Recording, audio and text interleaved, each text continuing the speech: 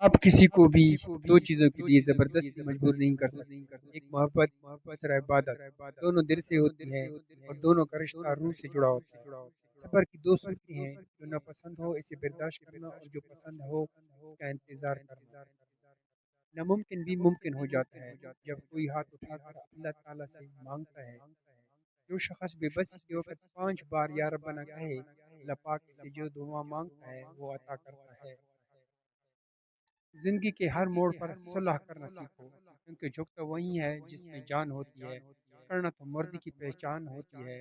حضرت علی۔ اپنے دل میں اتنی نفرتیں مت رکھو، کیونکہ جس دل میں نفرت ہوتی ہے اس دل میں اللہ نہیں بستا۔